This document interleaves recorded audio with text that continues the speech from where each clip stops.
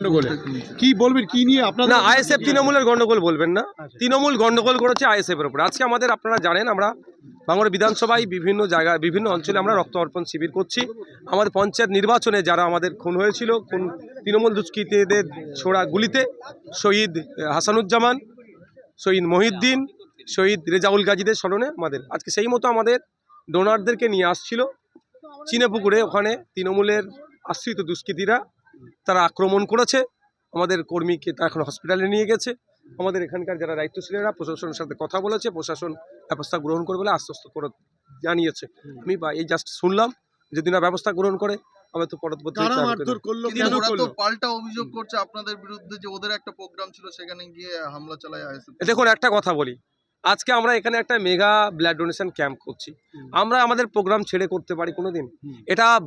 এটা তৃণমূল কংগ্রেসের প্রোপাগান্ডা। আমরা এখানে প্রোগ্রাম করছি, এটাকে বুলন্ডিত করার জন্য অনেক চেষ্টা করেছে, পারানি। পরবর্তীতে তারা ওখানে প্রোগ্রাম করে ওখান থেকে আমাদের ডোনারদের নিয়ে আসছিল। ইভেন একটা 14 বছরের ছেলে, তাকেও মারধর হয়েছে, সে ওর পরিবারের লোকের সাথে আসছিল। এটা সম্পূর্ণরূপে আমাদের নামে অভিযোগ দিচ্ছে।